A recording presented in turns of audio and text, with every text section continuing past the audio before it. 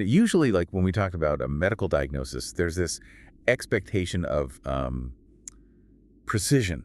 Right. Like it's binary. Yeah, exactly. It's like engineering. Yeah. You break your arm, the x-ray shows that jagged white line, and the doctor just points to it and says, there it is. The bone is broken or it isn't. And I think as humans, we really crave that visibility. We want our complex problems to be neatly categorized. We really do. Yeah. But then you step into the world of international conflict and geopolitical strategy, Yeah. and suddenly that x-ray machine is just completely broken. Oh, absolutely shattered. We are looking at a diagnostic landscape that is, honestly, it's incredibly murky. It is the absolute definition of diagnostic muddy waters. Right. Because when you look at modern warfare, the true picture is rarely found in, the spectacular explosions on the evening news. Right. It's buried, it's in spreadsheets, it's in supply chain manifests and manufacturing timelines. Which brings us to today. Welcome to today's deep dive. We are so glad you are here with us, because today's mission is really about looking past those muddy waters to find the cold, hard math operating beneath the surface. The math never lies. It really doesn't. Hmm. We are exploring this absolutely fascinating dispatch from a Patreon channel called KULT. And this dispatch synthesizes some incredibly detailed reporting from Semaphore, the New York Times, CNN, and the Military Times. It's a really comprehensive look at a very specific problem. Yeah, we're peeking behind the curtain of the current conflict between Israel and Iran, which is it's now entering its third week. And our goal today is to examine the brutal mathematical reality of modern air defense. Because it's a reality governed by numbers, right? Factory output and physics, rather than just ideology or, political posturing. Exactly.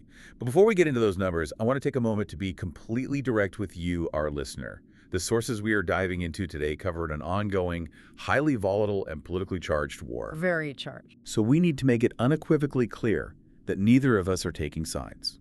We are not endorsing any political viewpoints, and we are not validating the conflict itself. Right. Our sole purpose today is to act entirely as impartial guides for you.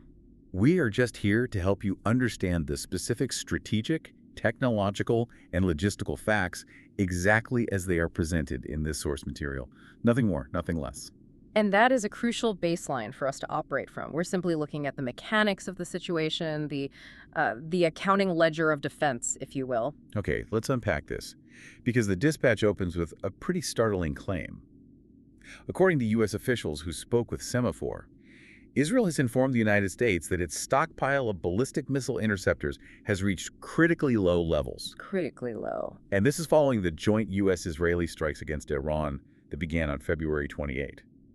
But to really grasp why they're running out of interceptors right now, in week 3, we actually have to rewind the clock a bit. Yeah, you really can't look at the February 28th strikes in a vacuum. Right, we have to look at the mathematical deficit that Israel and the U.S. started with before this current round of fighting even began. Because the inventory was already deeply compromised before the first siren even sounded this month. Yeah, the dispatch points out that Israel entered this current conflict with an already depleted supply.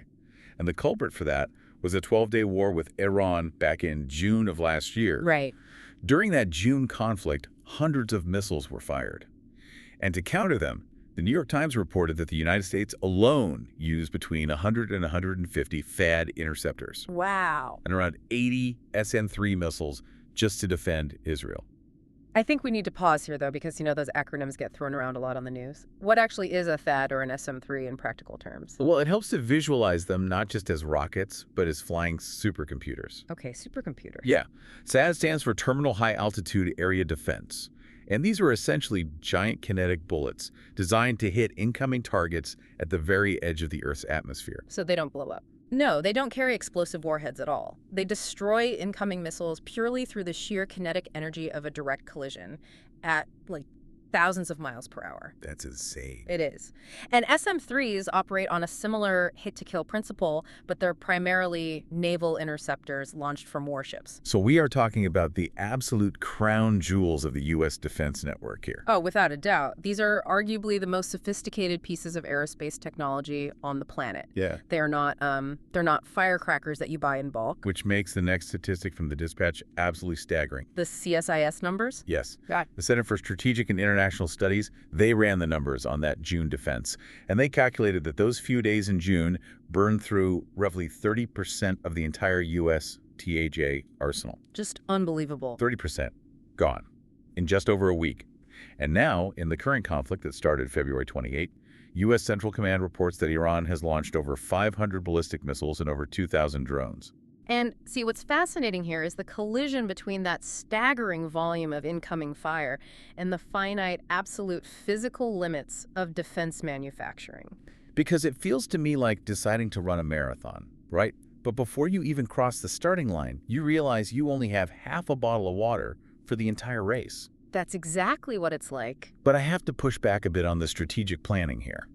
I mean, if military planners knew the U.S. already burned 30% of its Teheran arsenal months ago in June, why did they seemingly expect to sustain an indefinite defensive umbrella for these new strikes? Wow. Surely they knew the math didn't add up for February 28. You're asking a very logical question. Why plan for an indefinite umbrella when you know you lack the inventory? Right. The stark answer is that military planners operate in a reality where they know the umbrella isn't indefinite, but the immediate threat forces their hand anyway. So they know the water bottle is half empty, but they are forced to keep running because, well, the alternative is getting hit. Exactly. They are facing an adversary demonstrating a willingness to use overwhelming numerical volume. An interceptor, like a pad, is a bespoke, incredibly complex piece of engineering. It takes a long time to build. Immense time, highly specialized materials, rigorous testing just to build one. Whereas a drone, or even certain classes of offensive ballistic missiles, they can be manufactured at a fraction of the cost and time using, commercially available parts. So the math inherently favors the offense. When volume is the primary tactic, yes, absolutely. But according to the dispatch, it's actually not just the sheer number of missiles draining the stockpile. The nature of the incoming attacks has fundamentally changed. The payloads themselves. Right. And this evolution is rendering traditional interceptor tactics much less effective. This technological shift is just as critical to understand as the numerical deficit. The hardware itself is evolving mid-conflict. Yeah, the reporting notes that the actual frequency of Iranian salvos has actually decreased. Like on the first day of this current conflict, there were 90 salvos. And now they're smaller. Recently, yeah, they've been coming in smaller bursts. But the missiles themselves have grown in size and complexity. CNN reported that roughly half of the ballistic missiles used by Iran in this current conflict are equipped with cluster munitions. Which changes everything. The dispatch explains that these cluster munitions release dozens of smaller submunitions at a high altitude, and there are devastating real-world consequences to this shift. On March 9, 2 construction workers were killed in Yehud, just outside Tel Aviv, after being struck by submunitions from a cluster missile. It's a tragedy, and it highlights the terrifying reality of this tactic. And here's where it gets really interesting, conceptually. Defending against this is no longer like shooting a single clay pigeon out of the sky. Right. It's like shooting at a clay pigeon that suddenly shatters into dozens of deadly, heavy marbles right before you hit it. But I'm trying to picture how a standard interceptor deals with that. It's not pretty. If the incoming missile breaks into 50 pieces, doesn't this cluster technology make the standard one interceptor per missile math completely obsolete? Does the THAAD just try to hit the biggest cluster of them? I mean, that is the logical assumption to make, but unfortunately, the physics of these interceptors just don't allow for it. Remember how we discussed that a THAAD is a kinetic kill vehicle? Yeah, the kinetic bullet. Right? It destroys a target by physically colliding with it one-to-one. It does not explode and create a wide net of shrapnel to catch all those falling marbles. Oh, wow. So one interceptor can literally only hit one of those 50 submunitions. Exactly. And that mathematical disadvantage compounds when you look at the radar data. How so? Well, when a traditional ballistic missile comes in, its payload is intact. The radar tracks one object, the computer assigns one interceptor, threat neutralized. Simple enough. But if a ballistic missile reaches a high altitude and then opens up, releasing 30, 40, or 50 individual submunitions, those submunitions fan out. They have their own erratic trajectories. So the radar screen just instantly multiplies. It's a computational nightmare. It is tracking not one threat, but dozens of decentralized threats falling toward populated areas. That sounds impossible to manage. The defending system has to instantly calculate the descent trajectory of every single submunition.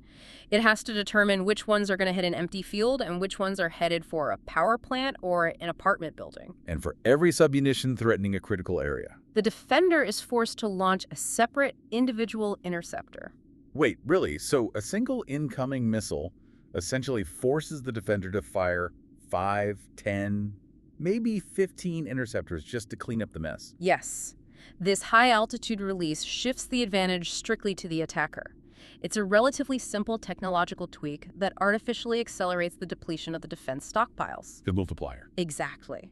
The attacker gets an exponential return on a single launch, forcing the defending nation to burn through their expensive, slow-to-replace interceptors at a terrifyingly rapid pace. Which brings us to this incredibly stark disconnect that the dispatch highlights.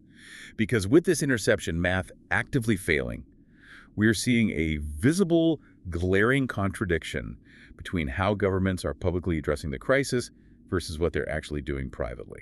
And the gap between public messaging and private action is usually where you find the true status of a war. It's a massive gap in this case. A U.S. official told Semaphore that Washington fully anticipated this shortage. They asserted that the U.S. has everything it needs to protect its own bases and interests in the region, and that Israel is, quote, working out solutions to address their shortage. Right. Meanwhile, senior Israeli defense officials went on Israel's Channel 14 and flat-out dismissed the Semaphore report. They said the claims of a shortage have no basis and insisted they have enough interceptors for all defense systems, quote, even for an extended period of time. That is a very strong, very public denial. It's designed to project absolute confidence. Right. But simultaneously, at the exact same time, the Israeli government approved an emergency defense budget of approximately $830 million, specifically designated for the classified acquisition of weaponry. Which tells a very different story. So what does this all mean? To me, it's like a restaurant owner standing in front of a burning kitchen, calmly telling the diners in the dining room that service is fine, while secretly handing a waiter $800 to sprint out the back door and buy fire extinguishers from the hardware store across the street. That's a perfect analogy, and this raises an important question for anyone studying how nations navigate existential threats. What you are observing with that Channel 14 denial versus the emergency budget is the intense, almost agonizing tension between managing public morale and managing strategic reality. I mean, they can't exactly go on national television and say, hey, everyone, we are running out of the only thing keeping the sky clear. Exactly. If a government publicly admits to a critical vulnerability in its air defense, two catastrophic things happen immediately. First, you risk a massive panic among your civilian population. People stop going to work. Supply chains halt, the economy freezes, and you destabilize the internal workings of the country during a time of war. Second, and perhaps more importantly from a strategic standpoint, you signal to your adversary that their strategy of attrition is working. You're basically telling them they're winning. You are essentially handing them a victory and telling them, keep firing, we are almost out. So the Channel 14 denial is simply a necessity of war. It's a shield of its own. From their perspective, it is mandatory. They have to project invulnerability. But that $830 million emergency budget for classified weapons acquisition, that is the silent acknowledgement of reality. The ledger must be balanced. But this leads you to consider a critical logistical problem.